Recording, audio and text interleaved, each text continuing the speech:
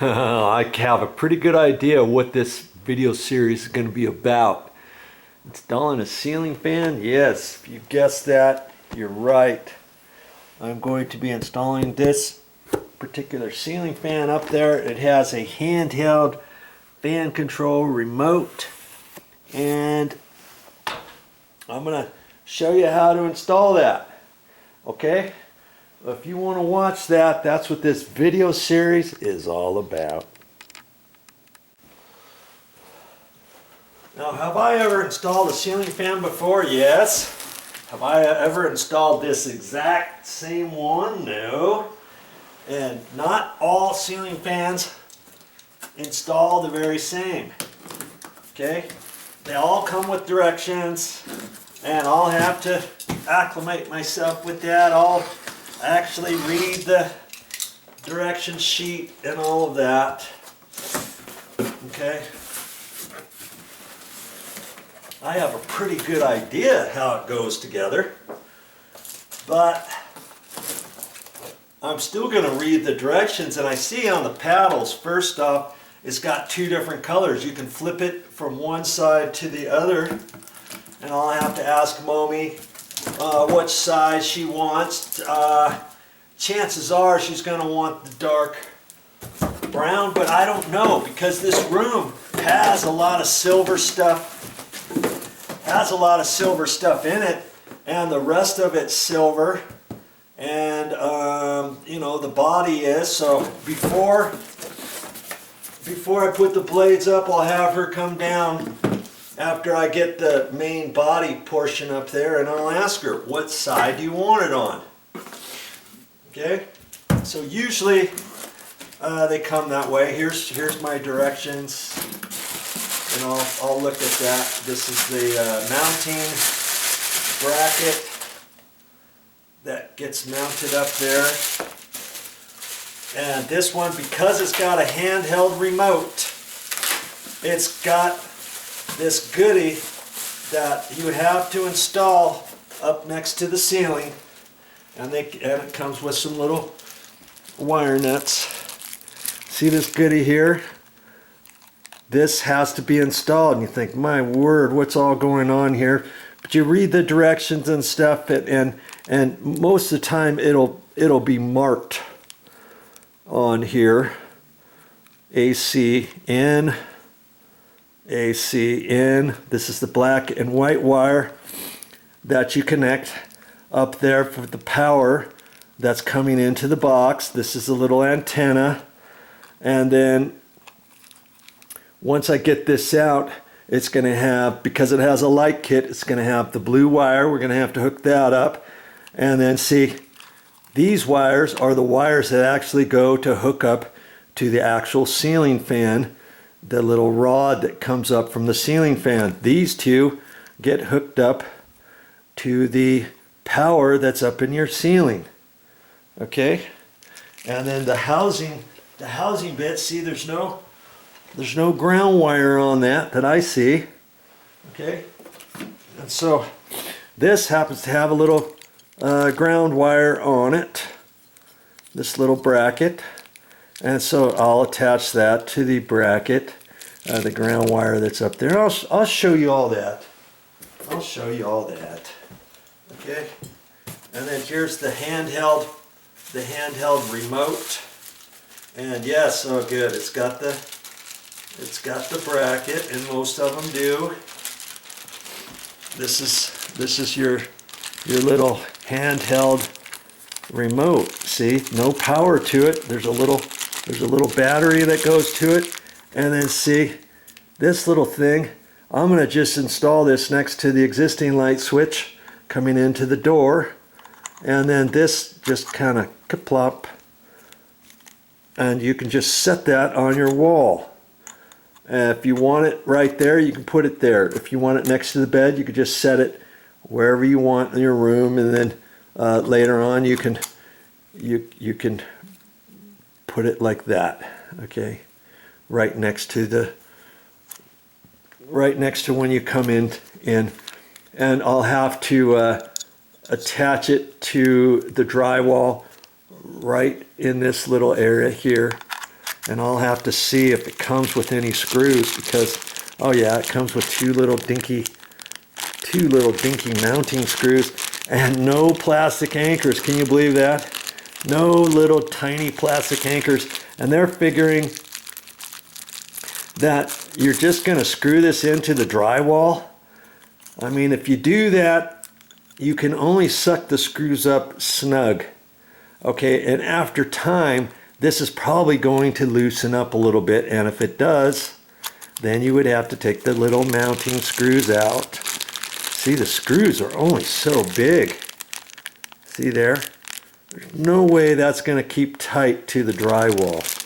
So I may have to find some little mounting screws. I don't even know if I have some plastic anchors that small. And if I don't, I may just have to screw it to the wall and not tighten it. You know, if you keep screwing it, it's never going to tighten up. And the more you do that, the more drywall you loosen up in there, and you don't give the screw anything to hit on. Okay, so I'll show you how to set that up, because inside this handheld remote, and I'll have to read the directions. Usually it says you need to reset it, because see, on this there's little things here, that toggles that you can push up and down, and I'll have to look at it outside, and there's probably numbers 1 2 3 4 5 6, 1 2 3 4 5 or something. Maybe you keep 1 down and 2 up, 3 down and 4 up, and then you have to have the associated ones on here the same. You know what I mean? And lots of times when you read the directions, it might say, hey, this you need to reset this. Don't just look at this and whatever this one's at, make this one. It might tell you to change the setting here, and then you can change the setting on that. Do you see what I mean? And that's how it's going to remotely work. And if you have more than one ceiling fan, I'm going to be installing 2 ceiling fans in 2 different bedrooms downstairs. And once I install one, and I want to make sure that the numbers on that are slightly different than the other one, because I don't want to start reaching up to turn this one on and off, and then all of a sudden have the one in the other room go on when this one goes on. You know what I mean? Because that is possible. I've had it happen before. Okay? Alright, so just take this stuff out, and like I say, there's directions. There'll be some directions for all this, and I'm going to read those in directions, because there's a right and wrong way of the sequence on how all this stuff goes together. Here's the glass. Here's the glass for that. And so I think I'm going to set that off to the side. I don't want that to get broken. And this motor assembly, I might just leave it in the box. You know what I mean? That way I don't have to lift it out when I get ready to install the rod. That way it's set down flat. I don't get my grubby fingers on it. And I'll have to look for the rod, as a matter of fact. Oh, here it is. Okay. And I'll look at the directions and see if there's anything I need to get figured out. Okay. And see, the rod also has a ground wire on it. This little knuckle, I call it. See, there's a ground wire. There's a ground wire on that. And there's a ground wire on the housing bracket. And so both of those are going to get hooked up to the other ground wire. And so see, there's a sequence on all this whole thing, on how it all goes. I don't want to start guessing at this. I want to read the directions and see if there's anything in particular I need to know on this thing, okay, before I start adjusting it and all that kind of stuff. So I kind of can see what all is going to happen. And see the wire, they give you a long wire on here in case you have this installed way up high in a ceiling or a cathedral ceiling. If you're gonna install a longer extension rod, it gives you ideas on how long of a rod to do depending on what your ceiling height is and what height you want left. Because this in particular, I could have gotten a longer extension rod at the store. They sell those separately, okay? Because this ceiling I think is 10 feet tall, and this ceiling is designed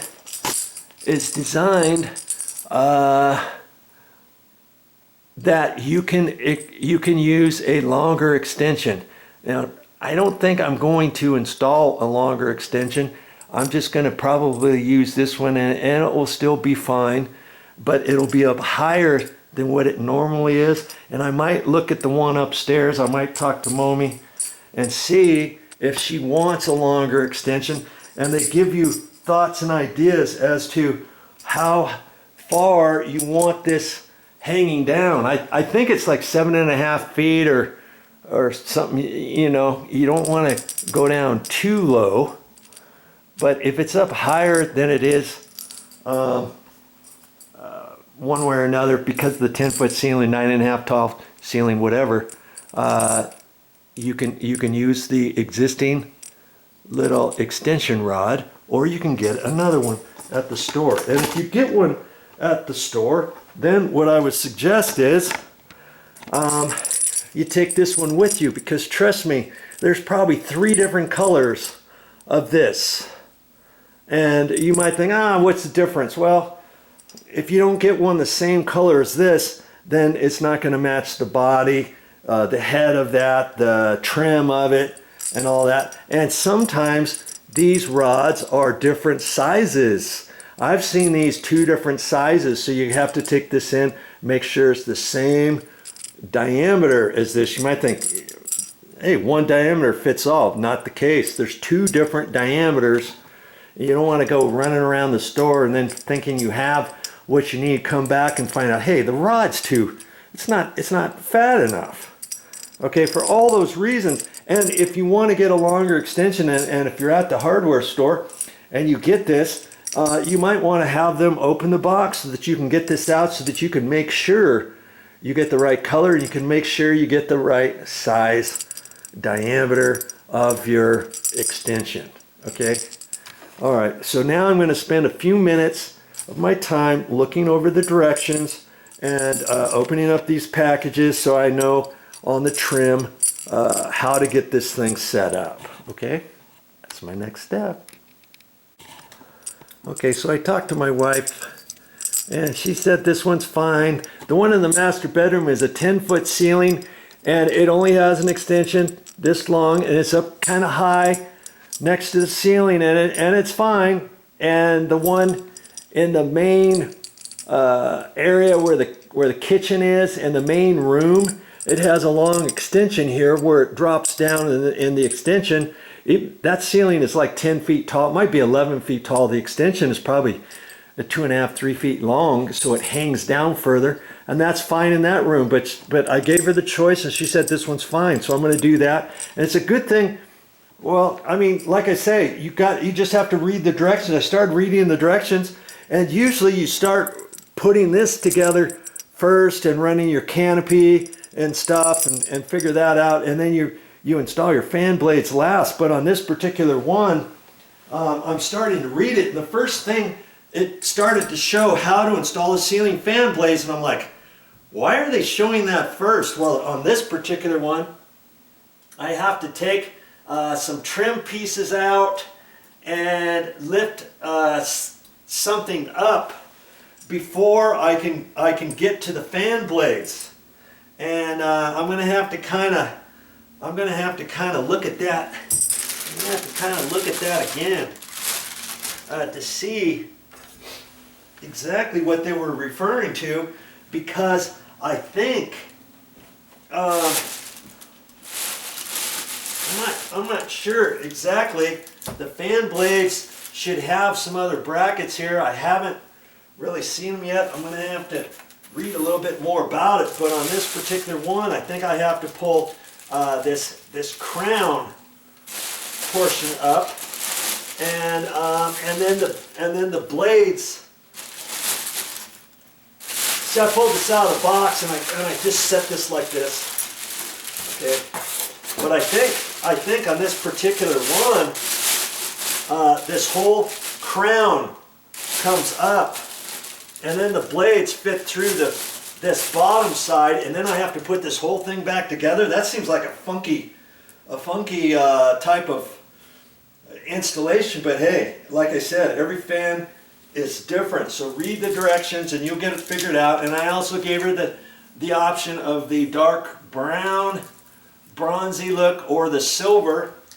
And she kind of liked the silver because the rest of the light fixture is silver. And you just have to look at each one of your rooms and make a determination. What do you like better? Now let's take a look at this bedroom. The doorknobs are a pewter color. You've got the knobs here are kind of silvery. Here's a mirror that's got silver trim. Here's the lights have kind of silvery. Look at these nightstands; they're silvery now. And so she took one look at the blades and said, "Hey, let's do the silver." So we're going to do the silver, and if later on down the road she wants to change them, we can change them. It might look like a different fan, but in order to do that, this one would have to be taken down, would have to be all pulled apart, because see, with the blades the other color, you could make the observation that, well, you got a TV in here that's black, you've got your headboard that's black. Why not have your ceiling fan with all, you know, it's all the silver color. And that's not silver, it's like pewter or something like that. Okay, and then with the black blades, that would look fine too. That's what I would do. But wifey, I gave her the option, and it's always good if you got any options, and you got somebody else who lives in the household with you. Hey, you might as well ask now before it gets all put back up, because it would be a real pain in the rear to replace these blades, flip them around. Do you see what I mean? Because of this. And so see how the blade fits through that notch. And so it's slightly different, and it looks nice. It's kind of streamlined and stuff. And so okay, silver it is. I'll put the silver, and maybe I think the next bedroom is, I think we ended up getting the very same ceiling fan for the next bedroom over, and I might talk her into putting the dark blades in that next bedroom, just so that it doesn't look all samey. But that's just, you know, that's your preference. You do what you want. Okay, so I'm going to pull this apart, and I'm not going to show you that part. Okay, I'll get it all back in here. So you know what that means? That means, let's see, this did it have 4 blades? No, it had 5 blades. Okay, there's 5 blades on there. So that means when I get this all together, I got to shimmy up the ladder with the blades on, and then fit it on there. Usually I'll fit the whole motor assembly up there, let it hang, and then I attach the blades on most other ceiling fans that I've ever done. Okay, but this one's different, so I'm going to have to do it the way they tell me. Well, see, that's what I had to do. I had to take that top trim off. That's why I couldn't put this this extension on here yet. And then slide the blades through the notches, and put on the screws, and it comes with little washers on the back side of the screws. And I counted the screws, and usually they'll give you one extra screw and washer, and sure enough they did. That way, in case you ever happen to lose one, you've got an extra one. And when I get done with this whole thing, the direction sheet with the guarantee on it and the phone number and all that kind of stuff, if we ever need to contact them, I'll keep that. I'll keep the extra screw in with that, and anything else. If I've got some extra wire nuts, you know, I'll put that with all the stuff that I have with wire nuts and stuff like that, okay? So keep things together and just start doing it.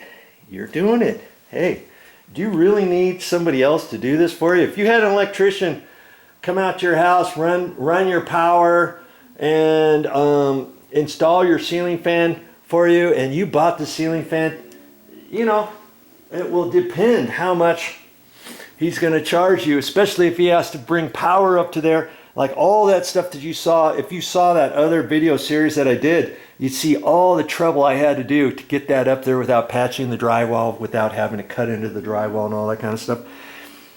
An electrician would charge you probably $400 or $500 to run your power and to install your ceiling fan. In fact, just to install a ceiling fan, if you were to purchase the ceiling fan and you already had the wire up there and everything else, and said, hey, I just want you to install the ceiling fan, you know, he may still charge you $250 to install it. So why not learn how to do it on your own? That's what the video series is about. And if I can do it, an average Joe, you can do it too. Save that money, because check it out. If you know how to install one ceiling fan, guess what? You can install more ceiling fans in your house. We can, and this house, there's 3 bedrooms with no ceiling fans. So I'm going to be installing ceiling fans in 2 other bedrooms on top of this one. And then in the study, there's no ceiling fan. There's no light fixture up there either. And so eventually I'll probably install a ceiling fan there. And then later on down the road, there's a ceiling fan in this big, huge room out here. And it's just a small little ceiling fan. It's just a small one, and it's white. Later on down the road, if she wants that ceiling fan replaced, guess who's going to be installing that? And because I know how to do one, I can do all of those. And the other ceiling fan, one in the master bedroom, that thing's 25 years old. It's not going to last much longer. And guess who's going to have to take that one down and install a new ceiling fan there? Me.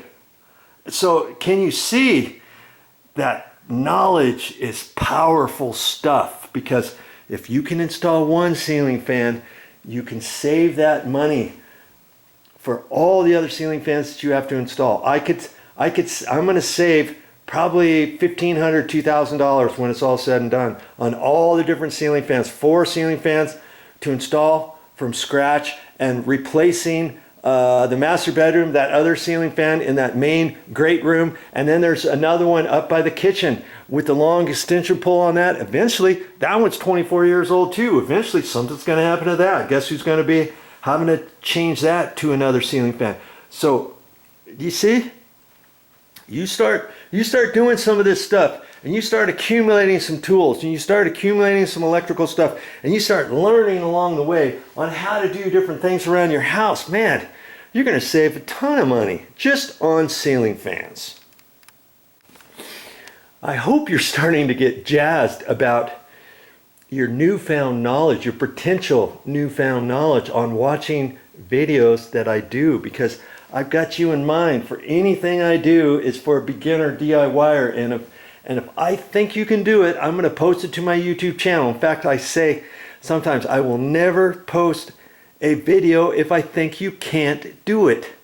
And I've got over 4,200 videos on my YouTube channel to prove it. Okay, just take a look and think about how you're doing this, because remember, I want the blades, the silver on, so I can see it. So that's why I'm facing the black ones up, because as I lift it up, it's going to be silver, right? Okay, now I can carefully put the trim back on there and get ready for my knuckle. Okay, so I'm gonna just go ahead and do that.